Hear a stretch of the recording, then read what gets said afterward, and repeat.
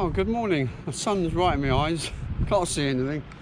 Okay, this is the third time lucky to make this vlog.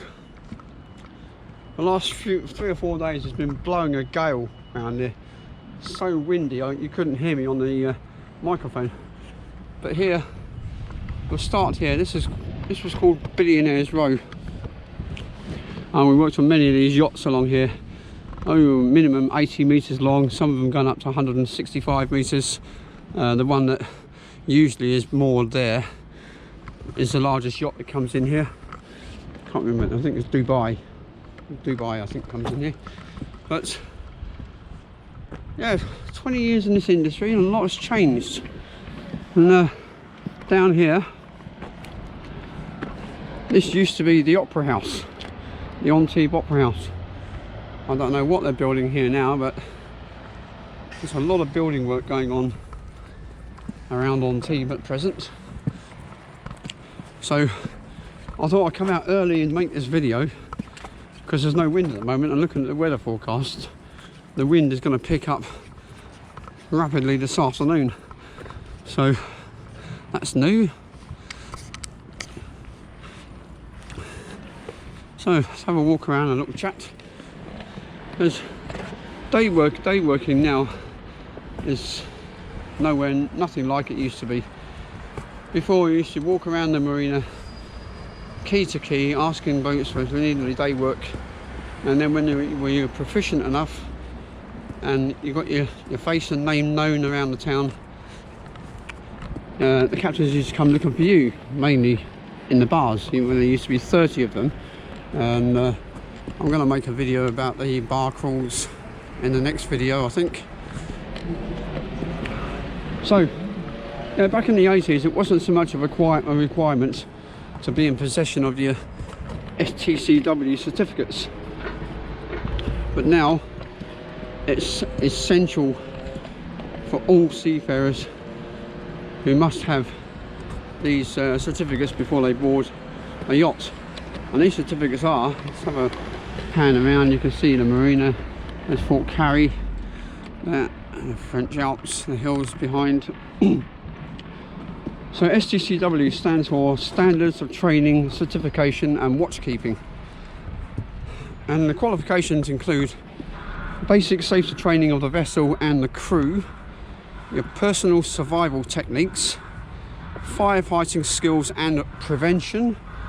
Your elementary first aid requirement is essential for everybody. Personal safety and responsibility. You've got to be security awareness. I'll tell you a story about security awareness in a second. Proficiency in survival craft and rescue operations, and proficiency of tender driving, because a boat called Coral Island back in 1999 had a £28 million Picasso painting stolen from inside the boat. Nobody had a clue where or how it disappeared, but it just vanished into thin air overnight, and the crew got up next morning and apparently it was actually locked away in a different room on the boat. Nobody had a clue, and it was a mystery for everyone. But eventually it was found, the painting was found over 20 years later by in an Amsterdam apartment. So right, we're at the end of the Capitanery Quay now. There's the Capitanery up there, the port authorities, and these boats are all done for the winter now. They're not, if they were going to the Caribbean, they would have left long ago, would have left at least last month. So as I said before, requirements to get on board the boat, whereas years ago we used to just walk up and down the docks every single day until we got work. Now you don't see anybody doing that because it's impossible, because of all the certification you've got to have. All day workers, all the work on board the boats now is run by managing agents. And I was talking to somebody yesterday and they said it's absolute nightmare.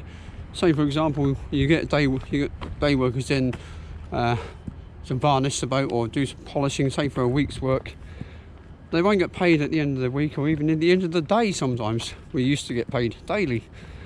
Now, when you finish the job, you've got to put an invoice in to the managing agents, and if you're lucky, you may get paid within 2 months.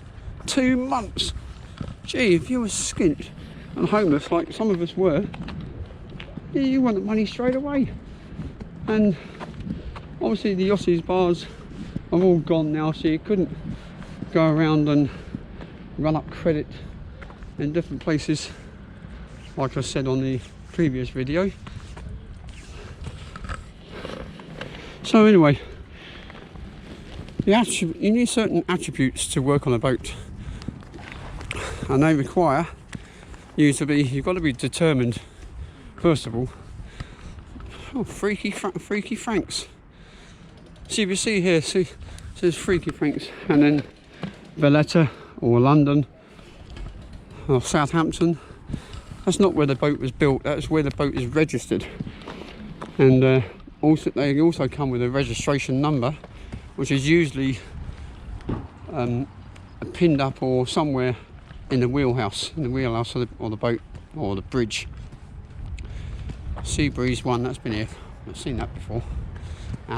Amoras, that's been here for donkey's years. So let's just go around to the other key and I'll explain the attributes you need to have.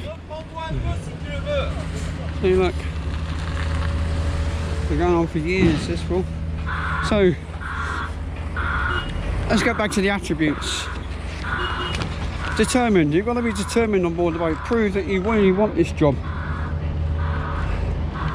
The captain can see it, and not just that, everybody else can see it. Because when you do a good job on one boat, the word gets around that you're a good worker and future boats will employ you. That is what it was like in the old days, but now the managing agents can just pick and choose whoever. You've done a good job, but we're going to give someone else a chance now. Bit sad, really. So anyway, not only determined, you've got to be disciplined. So you can't chat back to the captain or whoever, a senior officer. You're going to be disciplined in what you're doing around the boat. You've got to be very hard working as well, because it is very hard work. And by that I mean you've got to be able to work for long hours, and sometimes in the high season you'll be on your feet for like up for 20 hours a day in some cases. And also during the charter season, especially on the big boats, and you won't get a day off for 3 months. No day off for 3 months. You're working 7 days a week, and that's why another reason why it's a very highly paid job. You can save a shed load of money. You're getting paid top whack, no tax, free food, free board, everything. It was a gold mine. Also, you've got to be sociable on board the boat. Yep, you've got to get on with the rest of the crew, otherwise you're not going to get anywhere. If you don't get on with the rest of the crew, if you're out at sea on a charter and you fall out, you ain't going to get off the boat. What are you going to do? Jump over the side? So you've got to be adaptable and sociable. You've also got to be a team player. There's no such thing as I in yachting. Everyone mucks in. You help each other out. It's a team game. It's like racing yachts, really. If one person doesn't pull their weight, then the boat's not going to win the race, is it? The same with cruising, chartering. Something's going to go wrong with a boat if you don't do your job properly and explain or tell another crew member what's happening, what you're doing. Help out, muck in where you can. Don't just say, oh, that's not my job. Say like, I need some help in the engine room. Oh, that's not my job. Well, that's not going to work very well, is it? You've got to be a team player and muck in wherever you can. You've got to be safety conscious at all times. at all times, because any mishap can endanger the lives of the crew and the charter guests, and you don't want that at all. You've got to be extremely honest as well. Honesty is the best policy in yachting. She's nice. Oh, she's nice. Yeah, honesty is the best policy in yachting. If you start telling lies to the captain, nobody knows what is going on. You can't rectify or fix things that have gone wrong, and it's extremely dangerous. If you're dropping, say for example, you're dropping the anchor, and they got coloured spots along the chain. If you don't know, if they set out, I want 12 lashes of chain out or something like that. If you just let the anchor chain roll out, there's a tiny bit of string tied onto the end that's holding the anchor to the boat. Don't just snap off, and you can kill someone. You really can kill someone. So everything, you've got to be extremely honest. And lastly, you've got to be able to live in small spaces. See, in a boat like that, you've got to live in small spaces with the other crew. And one more thing as well. And if you're an engineer, it might be okay, but everyone else, no tattoos. You cannot have tattoos visible on a boat when you're dealing with multi-millionaires who are chartering the yachts at roughly £1 million a week. Literally £1 million a week. We're going to go around there shortly, but I'm just going to show you here a hilarious story happened here early 90s. I don't know what dates it was, but when this roundabout was built here, yeah, when this roundabout was built, a lot of sprinkler system. So there's a sprinkler system in the middle there, and some bright spark decided to pour 10 litres of T-pole in there. T-pole is like boat washing up liquid, and when the sprinkler started, it just all foamed up and foamed up. That all ran, the whole road was full of soap suds, and I don't think it's been running. I've seen it a couple of times running, but hardly ever. And that was just the mentality. That was just the mentality of the British sense of humour. They just built something. Let's have a laugh. Don't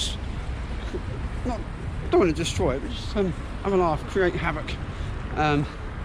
Soap suds everywhere. It was hilarious to watch, and took them days to get rid of it all. Right, we're going to go around to the Y key now, which is the Y key over there, and right, we've come around here.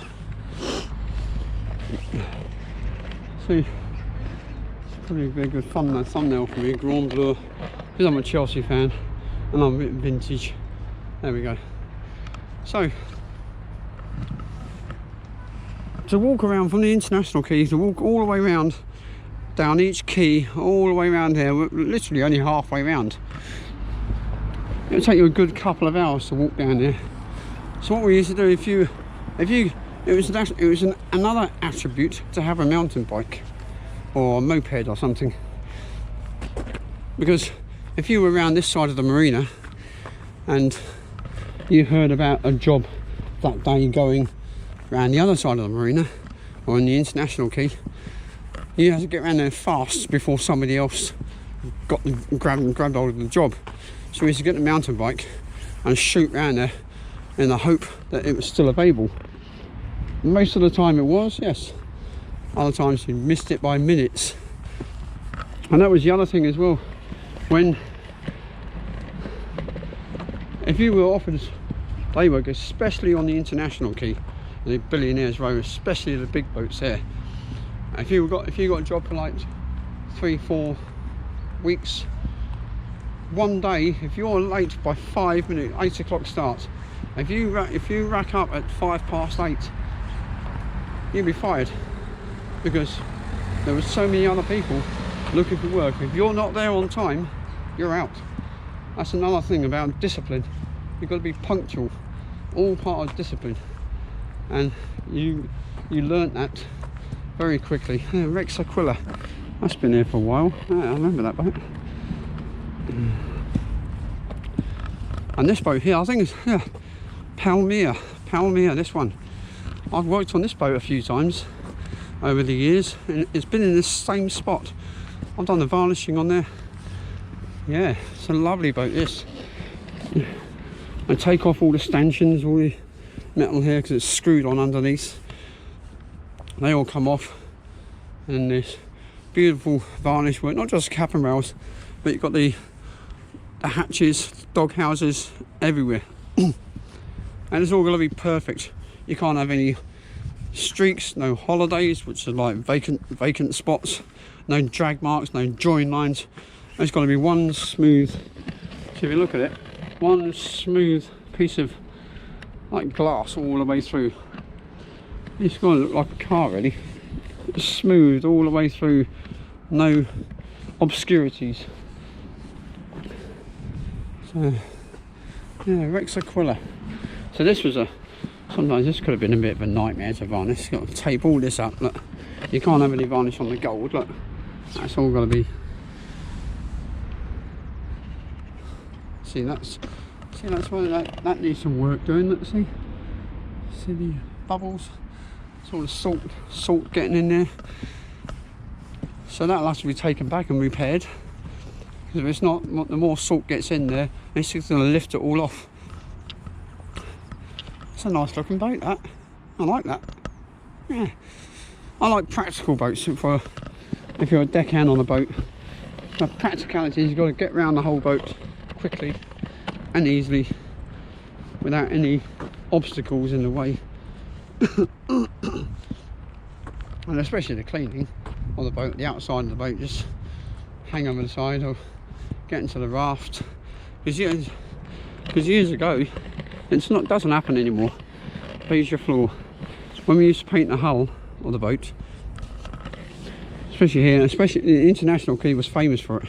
We used to get a raft, like a wooden raft, about 4 guys on there, and you paint the boat while it's in the water, the raft. Somebody would be on the top here hanging on to the raft, and you've got suckers on the side of the boat, 2 hanging on to the raft and 2 painting. So there's some work being done here. They've sanded it all back, see that? And it's going to be varnished. So 2 holding the raft, 1 brushing, one rolling on, and the other one brushing out. And it's got to be done in a systematic fashion where no join lines are a patch. Because when you do one section, if you're painting like here and you're doing it like this, well, what are you doing? By the time you come back here and brush out, this is bone dry. The sun's hit it and it's bone dry. So you've got the lines, roll on, brush out, roll on, brush out, roll on, brush out. It can take all day to paint a boat. A lot of preparation, but the preparation's got to be done first. If the prep's not done, then the boat's not going to be finished well. Let's have got this Bantam here, this boat.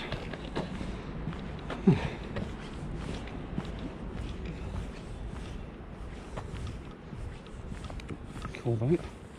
Pierre Bleu. Getting bigger and bigger, these boats, and that's another. So you can see, I can see already. You can see where this has been painted, and got slight drag marks here. Slight couple of lines on it. I can see it already.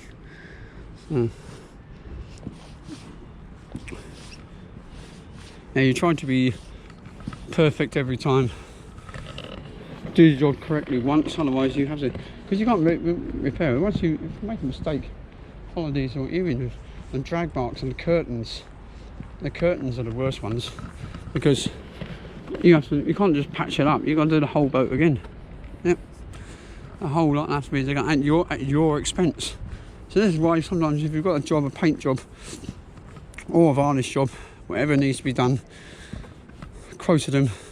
Say if I think to myself 4 weeks to do that job, I'll give them a quote for like 6 weeks.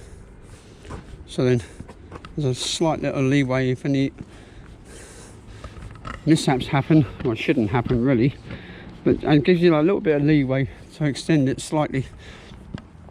But if there weren't, then you and the guys you had employed, you'd have a team of guys there, or if you were on your own, you bang it out and get paid for that contract for the 6 weeks, even though you finish in 4 weeks. This is a lovely boat. Look at this rock sand, beautiful. Beautiful boat. Look. Fantastic. Morning.